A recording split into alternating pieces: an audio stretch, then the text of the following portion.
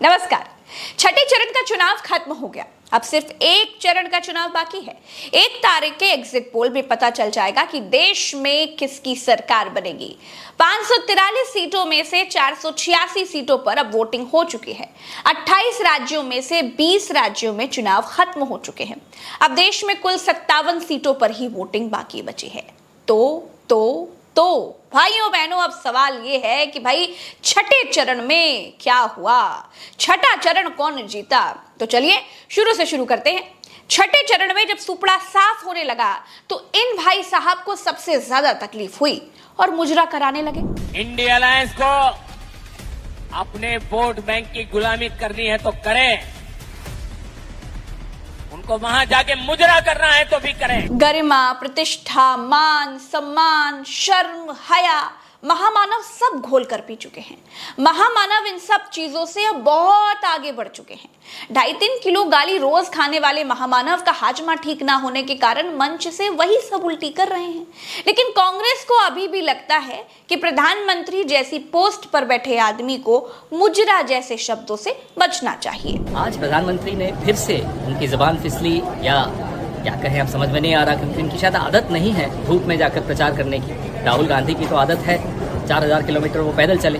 प्रधानमंत्री को शायद अब प्रचार से थकान बढ़ गई है। जिन शब्दों का वो इस्तेमाल करते हैं, मुजरा करेगी कांग्रेस पार्टी, इस तरह के शब्द प्रधानमंत्री के पद पर बैठे हुए व्यक्ति को बिल्कुल शोभा नहीं देते। प्रधानमंत्री को मुझे लगता है अब आराम की जरूरत है और मैं अमित शाह जी और नड्डा जी दोनों से आग्रह करूंगा, अगर आपकी थोड़ी सी भी वो सुनते हो तो उनका तुरंत इलाज कराएं। मोदी की भाषा पर बहस करना पत्थर पे सिर मारने जैसा हो गया है। जब बौखलाहट सिर पर हावी हो जाती है तब शब्द खत्म हो जाते हैं। इंसान गालियों का सहारा लेता ही है। मोदी ने लिया तो भाई क्या बुरा कर दिया, लेकिन परमात्मा का भेजा हुआ बंदा भद्र भाषा का इस्तेमाल तक नहीं कर पा रहा है।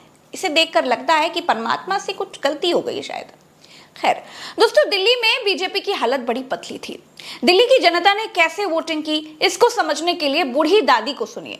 ये बुजुर्ग हैं, राम राम रटने की उम्र है, लेकिन मोदी को खरी खोटी सुनाते हुए वोट डालने पहुंची। बना दिया ये मोदी ने। मोदी तू पहले अपना घर देख ले, अपनी बीवी बच्चा को देख ले। अरे मोदी अपने परिवार को देख ले। मोदी ऐसा मत कर, बच्चों को नौकरी खोल दे। राहुल घूम रहा है, कॉन्ट्रैक्ट लगा रखा है, नौकरी है नहीं है, बच्चों के लिए नौकरी नहीं है। इधर हार से बौखलाए मोदी मुजरा कराते रहे, उधर मोदी के झूठे भाषणों से परेशान दादी ने ईवीएम का ऐसा बटन दबाया कि पूरी बीजेपी को नाच नचा दिया। मोदी के नाम पर जब दिल्ली वालों ने वोट देने से मना कर दिया तो राम के नाम पर भी वोट देने की भीख मांगी गई। दीवारों पर भगवान राम के पोस्टर्स लगाए गए। पोलिंग बूथ के भीतर तक बीजेपी के रंगीन पोस्टर्स पहुंचा दिए, लेकिन कमल को कीचड़ में धंसने से रोका नहीं जा सका। मतलब होगा, कांग्रेस आएगी। मोदी को नहीं दिया वोट हमने। मोदी जी का तो जुमला है, मोदी जी को पता नहीं क्या कहेंगे, कभी भैंस पे चढ़ गए, कभी कहीं पे हो गए, कभी कहीं पे चढ़ गए। मोदी जी की बातें सब जुमला, बाद में कहते हैं जुमला था। तो मनोज तिवारी जी 10 साल में एक बार भी यहाँ नहीं आए, क्या जनता क्या कर रही है, क्या नहीं कर रही। उत्तर पूर्वी दिल्ली में क्या होगा इस बार कांग्रेस आएगी। तब पर तो जो 10 साल के सांसद है, यहाँ तक अभी किसी ने उनको जाना भी नहीं, देखा भी नहीं है। ये परिवर्तन चाहिए। 10 साल में परिवर्तन हो जाता है, परिवर्तन का टाइम है, परिवर्तन चाहिए। कांग्रेस को हमने वोट दिया है। क्या कहना चाहेंगे, क्या सोच के वोट किया है? बदलाव करने के हिसाब से करा है। कांग्रेस को लाना चाहते हैं। यहाँ पर जो है मनोज तिवारी ने कोई काम नहीं किया। लाइन लगा के वोट दे रहा है, ये काम किसको आएगा? जब हमें नहीं आएगा तो हमें क्या फायदा लाइन लगा करके? ये बताओ पहले।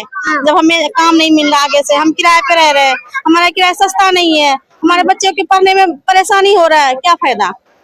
ऐसे सरकार रखते हैं। सिर्फ कन्हैया कुमार को वोट दूंगा मैं। तिवारी जी ने काम ही नहीं करा तो वोट क्यों दे लिया? केजरीवाल वादे करके पीछे हटना है, तो फायदा क्या? वादे करते चले आ रहे हैं लोग, तो फायदा क्या उसका? तिवारी जी ने क्या किया है यहाँ पर? बेचारों ने आज तक आके देखा ही नहीं। नल नगरी में क्या हो रहा है, सड़कें कैसी हो रही, कोई भी नहीं आके देखा। हम बीजेपी को लाएंगे, मोदी जी को जिताएंगे। देश के विकास में तो चाहिए हमें। देश सुरक्षित है तो हम सुरक्षित है। जब देश ही सुरक्षित नहीं है तो ऐसे लोगों को हम करेंगे क्या? ये मोदी जी के राज में कोई भी सुरक्षित नहीं है, कोई भी जनता भारत। पूछिए इनसे, पूछिए, ये कह रहे हैं मोदी सुरक्षित है, बताइए कैसे सुरक्षित है, पूछिए। छठे चरण में बीजेपी की हालत ये थी दोस्तों कि महामानव चुनाव आयोग के घोषित चचा हैं, फिर भी संबित पात्रा ईवीएम के नाम पर रोते दिखे। बोले प्रायोजित रूप से ईवीएम खराब की जा रही है। पूरी टाउन में बहुत सारे बूथ पे ईवीएम मशीन काम नहीं कर रहे हैं और कहीं ना कहीं लोगों को ऐसा लग रहा है कि एक प्रायोजित रूप से ये किया जा रहा है। इन सब नंगे नाच के बीच भी चुनाव आयोग सोता रहा। इनसे अच्छा तो कुंभकर्ण रहा होगा। लंका में चुनाव के दौरान वो जरूर जागता होगा, अनुमानतः चुनाव के 6 महीने छोड़कर सोता होगा। दोस्तों, छठे चरण में उत्तर प्रदेश की 14 सीटों पर वोटिंग हुई। आजमगढ़ में लोगों ने ऐसा ईवीएम का बटन दबाया कि निरहुआ को भोजपुरी फिल्मों में वापस भेज दिया। अब निरहुआ अच्छी फिल्में बनाने पर ध्यान दे पाएंगे। वोट दे दिए हैं? अच्छा, तो तनिक दिखाई दो वोट वाला निशान वहाँ। अरे कौन है देखता कहाँ साइकिल ठोक क्या होती साइकिल तो पहले मरते बताई दियो कि साइकिल यहाँ साइकिल के अलावा कुछ मिल बन करी। ये काहे साइकिलिया चला। तो का दिमाग में रहा जब वोट डाले गए रही हो? दिमाग यही में रहा दिमाग में कि अखिलेश भैया जीत जाए तो तनी हमारे लोगन का सुख सुविधा मिला और का। अच्छा, के जीती? भाजपा सपा? अभी के जाना था? अब का जाना था? अखिलेश जीत जाए तो बहुत बढ़िया। अच्छा, अखिलेश जीत जाए तो बड़े बढ़िया है। अच्छा, ठीक है। तो देखिए, आप भी वोट डाल दिए हैं? हाँ। अच्छा, तो एक बार निशानवा दिखा दीजिए। तो क्या मुद्दा था आपके दिमाग में जब वोट डालने गए थे? मुद्दा कोई नहीं था, बस साइकिल वोट डालना था, बस यही मुद्दा था। देखिए, ऐसा है कि आजमगढ़ का रुझान जो है फिलहाल तो जो है सपा का ही है, सपा का ही बेल्ट है, पाहुल बेल्ट सपा है। आप क्या देख रहे हैं आजमगढ़ में? आजमगढ़ समाजवादी पार्टी है, चेंज करना है इसलिए। हाँ, 10 सालों से हम लोग इनका देख चुके हैं। महंगाई, बेरोजगारी, यही सब चरम सीमा पे है, गरीबी है। क्या मुद्दे रहे जिसको लेके वोट डालने गए थे? महंगाई, बेरोजगारी सबसे बड़ी समस्या है। अच्छा, आजमगढ़ में क्या रुझान देख रहे हैं? आजमगढ़ में सपा की दोनों सीट निकल रही हैं। मुद्दे क्या रहे? नहीं, हम लोग तो अपने बचपन से जब भी वोट देना शुरू किया इसी पार्टी को वोट दे रहे हैं, सपा को। अच्छा, और उसमें कोई बात नहीं है, आजमगढ़ सभी लोग जानते हैं इसके बारे में, पूछने जानने से कोई मतलब नहीं है। लेकिन पिछली बार का रुझान तो कुछ और था ना, 2022 का। 22 का चुनाव है, उतना इंटरेस्ट किसी का नहीं था। उपचुनाव में यहाँ सिर्फ भाजपा जीतती है, मुख्य चुनाव में कभी नहीं जीती है। और रमाकांत एक बार जीता, वो भी। आजमगढ़ में क्या रुझान देख रहे हैं? अरे धर्मेंद्र जीत रहे हैं। अंबेडकर नगर में ऐसी आंधी चली कि सपा के प्रत्याशी लालजी वर्मा को किसी बहाने से हाउस टेरस जैसा करवाना पड़ गया। आपने क्या समस्या की है और क्या भैया वोट नहीं डालेंगे हम लोग कैसे करवा देंगे आप? क्या प्लीज है, मैं नहीं समझता। आप इतनी फोर्स लेकर मेरे घर में घुसा है। उत्तर प्रदेश में सुल्तानपुर, जौनपुर, प्रतापगढ़ का भी चुनाव खत्म हो गया। अब रिपोर्ट बताती है कि राजा भैया का विरोध भाजपा को भारी पड़ गया। राजा भैया ने राजमहल में बैठे बैठे ही कई सीटों पर बीजेपी की हालत खराब कर दी। प्रयागराज में भी इंडिया गठबंधन बीजेपी को फाइट देता हुआ दिखाई दिया। परिवर्तन जरूरी है, बिल्कुल गठबंधन मत। भारतीय जनता पार्टी आरएसएस को बहुमत से भारी बहुमत हराने जा रहा है और फिर आजादी की ओर चल रहा है। फिर से हिंदू और मुसलमान का एक प्रतीक होने जा रहा है। ये मोहब्बत का दुकान फिर से खुलने जा रही है। गर्मी बहुत लग रही है। गठबंधन सरकार बन रही है, हमारे अखिलेश यादव और राहुल गांधी जी की सरकार हमारी बन रही है। इस बार जो है निश्चित तौर पे जो है गठबंधन की सरकार बन रही है।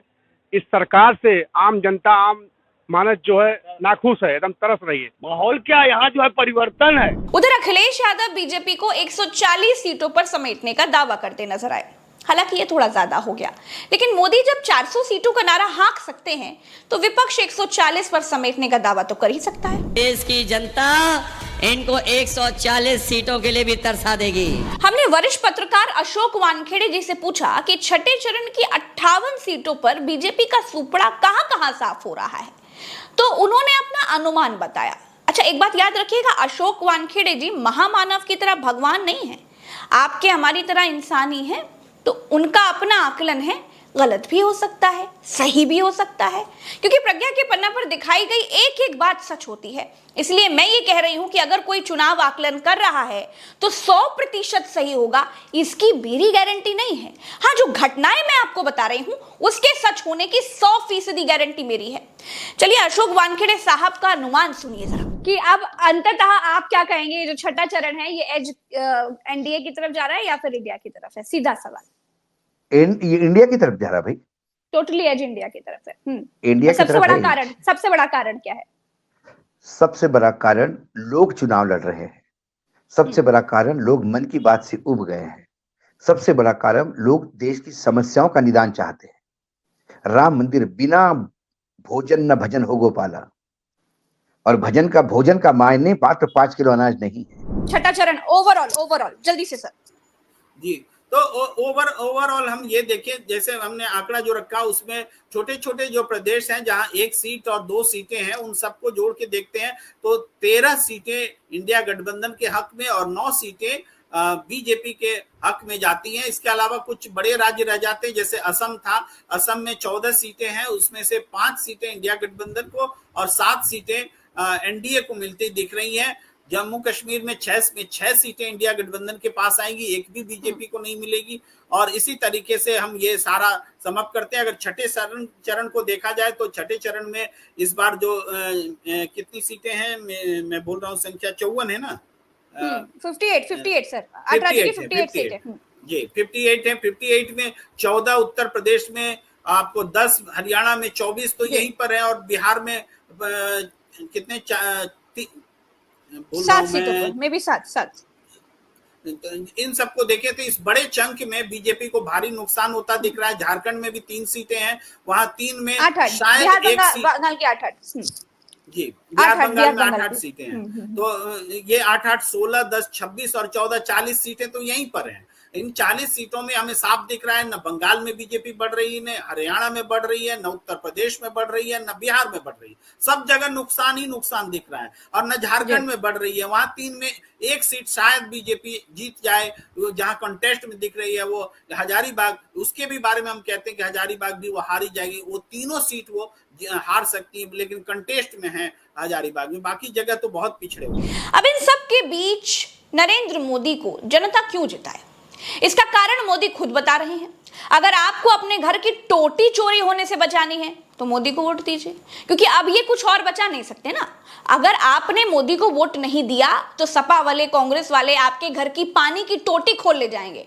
अब राहुल गांधी टोटियों का क्या करेंगे, नरेंद्र मोदी जी के टेलीप्रॉम्प्टर में अभी तक ये नहीं लिखा गया, इसलिए नहीं बता पाए। जितना लिखा गया था वो तो उन्होंने पढ़ के बता दिया, आगे पढ़ेंगे तो शायद जरूर बताएंगे। मोदी घर घर पानी पहुंचा रहा है, सपा कांग्रेस वाले आपके घर की पानी की टोंटी भी खोल के ले जाएंगे।